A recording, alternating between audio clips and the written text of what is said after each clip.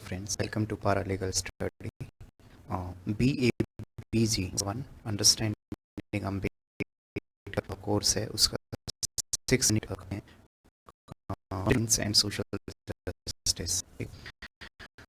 तो फोकस करेंगे अम्बेडकर जी का योगदान क्या है। मीन्स उन्होंने जो अधिकारों की जो बात की है ना, जो वर्ग मीन्स SC ST, उनके अधिकारों की जो बात है वो कॉन्स्टिट्यूशनल मीन्स के थ्रू की है। तो मीन्स मतलब साधन होता है, आप ध्यान रखें यहाँ पे। कहने का मतलब देखो, दो तरीके से होता है। मान लो आप अपने अधिकारों की रक्षा करते हैं, या फिर मान लो आप किसी चीज़ की डिमांड करते हैं। तो एक तरीका है आप लड़ाई करके, रिवॉल्यूशन करके करें, और दूसरा तरीका है आप अपने अधिकारों की बात करें with the help of constitution. ठीक है, तो यहाँ पे इन्होंने जो सोशल जस्टिस जो दिलाई अनटचेबल लोगों को, वो कॉन्स्टिट्यूशनल मीन्स के थ्रू दिलाई है। ठीक है, तो ये आपको ध्यान रखना है। एक तो मीन्स जो तरीके थे यहाँ पे, मीन्स का मतलब ये जो साधन जो तरीके थे वो उन्होंने कॉन्स्टिट्यूशन की हेल्प लेके ही वो काम किया है। कहने का मतलब ये है। देखो इसमें चलते हैं। इंट्रो में क्या है कि अम्बेडकर्स क्वेस्ट का मतलब होता है लॉन्ग सर्च फॉर समथिंग। आपको पता ही है कि उनका पूरा जो जीवन है वो ओप्रेस्ड लोगों के हितों के लिए उन्होंने समर्पित किया था, और उन्होंने खुद भी जो शिक्षा इतनी हासिल की थी उसके पीछे मकसद एक ही था। ठीक है, कि वो उस सिस्टम का पार्ट बन सकें, मीन्स गवर्नमेंट का वो पार्ट बन सके, और फिर वहाँ पे पहुँच के वो अपने लोगों की आवाज़ उठा सकें। ठीक है, और यही होता है। ये एक बहुत अच्छी एक कोट भी है कि if you want to change the system then you became the part of it. अगर आप समाज में, आप सिस्टम में चेंज करना चाहते हैं, जैसे सरकार में, या आप भ्रष्टाचार मिटाना चाहते हैं, तो आप उसका पार्ट बनिए। ठीक है ना, तभी आप अंदर घुस के ही उस चीज़ को ख़त्म कर सकते हैं, बाहर से वो चीज़ें नहीं होंगी। तो in the same way Ambedkar का जो एक लंबी सर्च रहा है उनका किस चीज़ को लेके, सोशल जस्टिस को लेके, और वो उन्होंने किसके थ्रू मीन्स किस चीज़ के थ्रू गेन किया, तो वो है कॉन्स्टिट्यूशनल मीन्स। या आप सिंपल समझें कि अम्बेडकर ने जो अपना एक रास्ता चुना, एक लंबी उनकी जर्नी रही कि जो डिप्रेस्ड वर्ग हैं उनकी भलाई के लिए काम कर सकें। तो वो जो रास्ता चुना ना उन्होंने, वो बहुत अच्छा रास्ता चुना, और वो था कॉन्स्टिट्यूशनल मेथड्स के थ्रू, मीन्स के थ्रू। ठीक है, तो इस चीज़ को आपको ध्यान रखना है। तो Ambedkar played a major role in the constitute assembly in ensuring constitutional right and safeguard. तो सोशल जस्टिस को उन्होंने इंश्योर करने के लिए, और जो संविधान के तहत लोगों को अधिकार दिलाने में उन्होंने बहुत बड़ा रोल प्ले किया है। एक बेसिक सी चीज़ थी। अब हम चलते हैं कि अम्बेडकर का स्ट्रगल क्या था सोशल जस्टिस को लेके। तो देखो इसमें कुछ फैक्ट आएंगे और वो प्लीज़ आपको ध्यान रखने हैं। तो देखो, एक तो है कि 1928 में उन्होंने एक रिपोर्ट सबमिट की थी, एक स्टेटमेंट सबमिट की थी। किसके आगे? साइमन कमीशन के आगे। साइमन कमीशन का दूसरा नाम है इंडियन स्टैट्यूटरी कमीशन भी उसको कहते हैं। तो 1928 में उन्होंने एक अपनी एक स्टेटमेंट, एक अपनी एक रिपोर्ट सबमिट की इस कमीशन के आगे, और उसमें उन्होंने स्पेशली कहा कि हमें डिप्रेस्ड जो क्लास है हमारा, उसका रिप्रेजेंटेशन चाहिए, उनका प्रोटेक्शन हमें करना है। तो उनके सेफ गार्ड के लिए, उनके अधिकारों की बात की सबसे पहले अम्बेडकर ने 1928 में। ठीक है, और किसके आगे? Simon commission. तो क्योंकि ब्रिटिश ने ये साइमन कमीशन नियुक्त किया गया था, और इसमें स्पेशली इस कमीशन का ऑब्जेक्टिव यही था कि यहाँ पे जो लोग हैं, मीन्स जब ब्रिटिश सोच रहे थे कि हम इंडियन पीपल को भी रिप्रेजेंटेशन दें गवर्नमेंट में, तो उसके तहत ये कमीशन जब आया तो अम्बेडकर ने यही मेथड चुना। अम्बेडकर को लगा कि जो सही प्रोसीजर है, मीन्स जब ब्रिटिश का उस समय दबदबा है या उनके कंट्रोल में इंडिया है, तो उन्होंने उनके सामने ही अपनी बातें, अपनी जो डिमांड है वो रखी। तो सबसे पहले आप ये ध्यान रखें कि साइमन कमीशन के आगे उन्होंने स्टेटमेंट दी 1928 में, जिसमें उन्होंने स्पेशली डिप्रेस्ड क्लास की प्रोटेक्शन, उनके अधिकारों की बात की है। ठीक है, और उन्होंने स्पेशली माना उसमें स्पेशली लिखा उसमें कि बॉम्बे जो प्रेसिडेंसी है वहाँ पे जो ये डिप्रेस्ड क्लास है, ये माइनॉरिटी में है और इनके साथ भेदभाव होता है। तो उन्होंने क्या बोला कि गवर्नमेंट जो है, मीन्स ब्रिटिश जो गवर्नमेंट है, वो इंश्योर करे कि एजुकेशन स्प्रेड हो इन डिप्रेस्ड वर्ग के बीच, इनको रिक्रूट किया जाए ज़्यादा से ज़्यादा पोस्टों में, गवर्नमेंट की जो पोस्ट हैं उनमें, और इनके साथ कोई भेदभाव ना हो, और इनके अधिकारों की भी रक्षा हो। तो ये कुछ चीज़ें उन्होंने अपनी स्टेटमेंट में डाल दी। इसके अलावा कुछ अदर डिमांड भी इन्होंने की थी अम्बेडकर ने, और उसमें था कि एजुकेशन वाइज को रिकॉग्नाइज किया जाए। मीन्स देखो, फंड जो होता था ना उस समय, जो एजुकेशन में जो फंड दिया जाता था, उसमें इस डिप्रेस्ड वर्ग के लिए कोई जगह नहीं थी। तो अम्बेडकर ने यही कहा कि रेवेन्यू जो है ना, मीन्स जो टोटल ग्रांट मिलता है, ग्रांट मतलब पैसे जो दिए जाते हैं एजुकेशन में, तो उसमें इस डिप्रेस्ड क्लास के लिए भी अलग से प्रावधान हो, अलग से एक स्पेशल ग्रांट दिया जाए ताकि ये वर्ग पढ़ सके। ठीक है, एक तो ये था। दूसरा उन्होंने कहा जो नेवी, आर्मी, पुलिस, जो ये सब जो हैं, इनमें डिप्रेस्ड वर्ग को कोई भी अनरिस्ट्रिक्ट ना किया जाए, मीन्स इन सब जॉबों में भी इनकी भर्ती की जाए without any limitation of caste, बिना किसी भेदभाव के। इसके अलावा उन्होंने कहा कि पहले 30 सालों तक, ठीक है, क्या होना चाहिए कि जितनी भी पोस्ट हैं, रिक्रूटमेंट जो है, उसमें सबसे पहले प्रायोरिटी दी जाए डिप्रेस्ड क्लास को। तो ये भी उन्होंने इसलिए भी बोला था क्योंकि इससे एक तो जो डिप्रेस्ड वर्ग है वो एजुकेशन की इंपॉर्टेंस समझेगा। ठीक है, क्योंकि जो लोग भर्ती होंगे डिप्रेस्ड वर्ग से, जो लोग अच्छी अच्छी पोस्टों पे जाएंगे, तो नीचे तबके के जो उनके साथी हैं, रिलेटिव, उनको भी पढ़ने का मन होगा। और दूसरा उन्होंने कहा क्योंकि ये वर्ग जब ऊपर पहुंचेगा, अच्छी अच्छी पोस्टों पे रिप्रेजेंट करेगा अपने वर्ग को, तो उससे भी इक्वालिटी आ जाएगी। ठीक है, तो फर्स्ट 30 ईयर उन्होंने कहा कि ज़्यादा से ज़्यादा जब प्रायोरिटी दी जाए किसी जॉब में या किसी ऑफिसेज में, तो वो डिप्रेस्ड वर्ग के लोगों को ही दी जाए। तो ये 3 डिमांडें उन्होंने की थी। ठीक है, और ये सारी चीज़ें किस में की हैं, तो साइमन कमीशन के आगे जो उन्होंने स्टेटमेंट दी थी, तो आपको ध्यान रखना है ये। आगे फिर वो याद रखना, अम्बेडकर जो थे वो कमेटी के मेंबर थे, जिस कमेटी का नाम है स्टेट कमेटी। ठीक है, तो बॉम्बे प्रेसिडेंसी में ये कमेटी थी, और इस कमेटी में स्पेशली ये कमेटी का जो काम था वो यही था कि एजुकेशन, इकोनॉमी और सोशल कंडीशन को देखा जाए डिप्रेस्ड क्लास की। ठीक है, तो इस कमेटी के हेड थे, और इस कमेटी ने भी अपनी रिपोर्ट दी 1930 में। ठीक है, और ये वही दौर था, याद रखना, 1930, 31, 32, ये वो दौर है जब राउंड टेबल कॉन्फ्रेंस भी स्टार्ट हो गई थी इंग्लैंड में। तो फर्स्ट राउंड टेबल जो कॉन्फ्रेंस हुई वो 1930-31 में हुई, सेकंड राउंड टेबल 30-31 में। इस तरीके से कहने मतलब सिंपल ये है कि जो ब्रिटेन के जो पीएम थे, उन्होंने इंडियन रिप्रेजेंटेटिव को वहाँ पे बुलाया। और राउंड टेबल का मतलब कुछ नहीं है, आप ऐसे समझो कि चेयर हैं, बीच में एक राउंड टेबल, मीन गोल एक मेज है। ठीक है, तो गोल मेज सम्मेलन भी उसको बोलते हैं। तो एक राउंड टेबल बीच में, उसके चारों तरफ कुर्सियां डली हुई हैं, और वहाँ पे बैठ के बात होगी, इसीलिए उसका नाम पड़ा राउंड टेबल कॉन्फ्रेंस। ठीक है, तो वहाँ पे भी मीन्स ये स्टेट कमेटी के जब ये मेंबर थे, तो ये इस स्टेट कमेटी को उन्होंने रिप्रेजेंट किया और वहाँ पे अपनी रिपोर्ट सबमिट की। तो उसमें उन्होंने वही सेम चीज़ कि एजुकेशन पे जोर, इकोनॉमिक कंडीशन उनकी ठीक हो, और सोशल कंडीशन जो उनको अधिकार मिले। ठीक है, मीन्स उनके साथ कोई भेदभाव ना हो। ठीक है, तो ये सब उन्होंने बात की राउंड टेबल कॉन्फ्रेंस में। तो यही है, देखो, ड्यूरिंग 1930 से 32 मैंने आपको बताया अभी अभी कि राउंड टेबल कॉन्फ्रेंस इन्हीं सालों के बीच इन्हीं में हुई है। तो राउंड टेबल कॉन्फ्रेंस जो लंदन में हुई, उनमें उन्होंने स्पेशली ब्रिटेन जो है और पूरी वर्ल्ड मीडिया अटेंशन, पूरी दुनिया को एक अपनी और अटेंशन कराई कि भाई हमारी जो प्रॉब्लम्स उनको सुना जाए, डिप्रेस्ड क्लास के वर्ग के लोगों की प्रॉब्लम को, और ये सबसे वीकर सेक्शन है इंडिया में। ठीक है, तो ये अम्बेडकर वहाँ पे रिप्रेजेंट कर रहे थे इन पूरे वर्ग को। और अम्बेडकर के साथ एक और भी थे जिनका नाम है राय बहादुर श्रीनिवासन। तो ये दोनों लोग राउंड टेबल कॉन्फ्रेंस में रिप्रेजेंट कर रहे थे डिप्रेस्ड कास्ट को। तो वहाँ पे भी इन्होंने सेम, देखो, उन्होंने कहा कि डिप्रेस्ड का क्लास जो है उस वो फ्यूचर कॉन्स्टिट्यूशन में, मीन्स देखो, साफ था, अम्बेडकर जी को पता था कि आने वाले समय में ब्रिटिश कभी ना कभी छोड़ के तो ज़रूर जाएंगे। तो स्टार्टिंग से वो प्लानिंग कर रहे थे कि जो कॉन्स्टिट्यूशन बनेगा ना फ्यूचर में, उसमें स्पेशली इस वर्ग को बहुत ज़्यादा सेफ गार्ड किया जाए, इनको प्रोटेक्शन दी जाए और इनके अधिकारों की रक्षा हो। तो उसी चीज़ को लेके है ये कि ठीक है, उनको फंडामेंटल राइट मिले, उनको social right, political right, economically उनको राइट, ये सारी चीज़ें इसमें बेसिक चीज़ें हैं, आप पढ़ेंगे आप समझ जाएंगे। ठीक है, अनटचेबिलिटी को उन्होंने ख़त्म करने की बात की। तो ये सारी राउंड टेबल कॉन्फ्रेंस में उन्होंने अपना एक फ्यूचर जो प्लान है वो रखा ब्रिटिश के सामने। फिर अंबेडकर ने सेम एक सप्लीमेंट्री मेमोरेंडम भी दिया। मेमोरेंडम का मतलब ये होता है एक तरीके से ऑफिशियल स्टेटमेंट। ठीक है, तो और सप्लीमेंट्री मतलब हट के। अच्छा, सप्लीमेंट्री क्यों यूज़ हुआ है? क्योंकि कांग्रेस भी उस समय अपने आप को रिप्रेजेंट कर रही थी राउंड टेबल कॉन्फ्रेंस में, और कांग्रेस को जो रिप्रेजेंट कर रहे थे वो कर रहे थे गांधी। तो गांधी और उनका व्यू अपना अलग था, वो कह रहे थे कि हम पूरे इंडिया को रिप्रेजेंट कर रहे हैं। अंबेडकर बोले कि नहीं, ये पूरे इंडिया को रिप्रेजेंट नहीं कर रहे हैं। ठीक है, ये डिप्रेस्ड वर्ग की कोई हित में बात नहीं करते। मीन्स अंबेडकर साफ खिलाफ थे गांधी के, कांग्रेस के।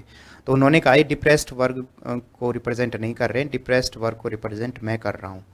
तो अंबेडकर ने वहाँ पे सप्लीमेंट्री मोमरेंडम दिया था। तो सप्लीमेंट्री का आपको मतलब समझ आ गया होगा कि कांग्रेस का जो उनका जो उन्होंने स्टेटमेंट दी उससे हट के अंबेडकर ने वहाँ पे अपना क्लेम किया है, ठीक है। और वो क्लेम किसके आधार पे था, तो सेम चीज़ वही डिप्रेस्ड क्लास के जो कंडीशंस है उसको लेके उनका क्लेम था। तो सेपरेट इलेक्ट्रोड की वो बात करते हैं। याद करो गांधी इसलिए ना, गांधी और इसके बीच जो अंबेडकर के बीच जो विवाद था वो यही था। मीन्स उन्होंने अंबेडकर ने वहाँ पे जब ये सप्लीमेंट्री मेमोरेंडम दिया राउंड टेबल कॉन्फ्रेंस में 1931 में, ये सेकंड राउंड टेबल कॉन्फ्रेंस थी याद रखें आप, तो उसमें उन्होंने स्पेशली सेपरेट इलेक्ट्रोड की बात की है। उन्होंने कहा है कि एससी जो एसटी वर्ग है, ये जो डिप्रेस्ड वर्ग है, इसको अलग से इनके रिप्रेजेंटेटिव खड़े हों जब चुनाव हों, और उसमें वोटिंग का अधिकार सिर्फ इन्हीं लोगों को मिले। और गांधी इस चीज़ से नाराज़ हो जाते हैं ठीक है। और वो फिर आमरण मीन्स फास्ट पे चले जाते हैं, अनशन पे, और बाद में फिर अंबेडकर को बेचारे को झुकना पड़ता है। ये ऑलरेडी हम पिछली यूनिट्स में ये प्रॉपर मैं आपको बता चुका हूँ, तो दोबारा मैं रिपीट यहाँ पे नहीं करूँगा। बस सेम चीज़ है, आपको मैं बताना ये चाह रहा था कि supplementary memorandum second round table में उन्होंने दिया, और उससे पहले जो ये वाला जो पॉइंट था ये फर्स्ट राउंड टेबल की मैंने बात की आपको, ठीक है। बाकी अधिकार तो सेम ही है, वो हमेशा वही बातें करेंगे, means educational right, political right, social right, fundamental right, ठीक, उनके साथ कोई भेदभाव ना हो, ठीक है। और इसके अलावा उन्होंने देखो वहाँ पे अंबेडकर ने क्या किया, जो उन्होंने कहा कि मुझे ये सब भी उन्होंने अपनी डिमांडें रखी, वही एजुकेशन फैसिलिटीज़ मिलें, ठीक है, और जो डिप्रेस्ड क्लास है उनका प्रॉपर रिप्रेजेंटेशन हो गवर्नमेंट में, जॉब में उनका अच्छे खासा रिज़र्व उनके लिए सीटें की जाएं, सेपरेट इलेक्ट्रोड की उन्होंने बात की थी, ठीक है। तो ये सारी चीज़ें उन्होंने वहाँ पे रखी थी, तो ये पॉइंट आप ज़रूर मेंशन करें अपने आंसर में। इसके अलावा लास्ट में कि अंबेडकर का रोल क्या है कॉन्स्टिट्यूट असेंबली में, तो आपको पता होना चाहिए कि जो अंबेडकर थे वो चेयरमैन थे ड्राफ्टिंग कमेटी के। याद रखना ड्राफ्टिंग कमेटी वो थी जो कॉन्स्टिट्यूशन को लिख रही थी, मीन्स लिखने का काम इस ड्राफ्टिंग कमेटी का था। इसमें जो करेक्शन हो जाए तो उसको ठीक करना, लिखना, तो ये सबसे इंपॉर्टेंट कमेटी थी कॉन्स्टिट्यूशन की, याद रखना ड्राफ्टिंग कमेटी। तो ड्राफ्टिंग कमेटी के हेड थे, चेयरमैन थे अंबेडकर। तो उस दौरान भी वो जो बैकवर्ड क्लास है उसको लेके बहुत सीरियस थे। और बैकवर्ड क्लास जो वर्ग है कॉन्स्टिट्यूट असेंबली में, उसमें 3 वर्ग आए, मीन्स एससी, एसटी और ओबीसी, इन तीनों को मिला के बना है बैकवर्ड क्लास, ठीक है। तो अंबेडकर ने वहाँ पे स्पेशली कॉन्स्टिट्यूट असेंबली में भी अपनी जब बोलने की जब बारी आई तो उन्होंने स्पेशली ये पॉइंट आउट किया है कि सोशल जस्टिस इंश्योर हो इन बैकवर्ड क्लासेस को। और बैकवर्ड क्लासेस में कौन कौन आएंगे वो मैं आपको बता चुका हूँ, SC, ST and OBC. Fundamental right की उन्होंने जोर दिया। अच्छा याद रखना फंडामेंटल राइट को यूरोप में, अमेरिका में बिल ऑफ राइट बोलते हैं, तो आप चाहें तो इसको आप एक बार अंडरलाइन कर लें, ये देखो बिल ऑफ राइट। लेकिन याद रखना बिल ऑफ राइट यहाँ पे नहीं है, यहाँ पे उनको फंडामेंटल राइट कहते हैं। दोबारा मैं बोलता हूँ, जब आप अपने इसमें लिखें बुक में तो वहाँ पे बिल ऑफ राइट के वहाँ पे ब्रैकेट में लिख भी लें कि इन यूएसए, या फिर मैं कर ही देता हूँ आप लोग को,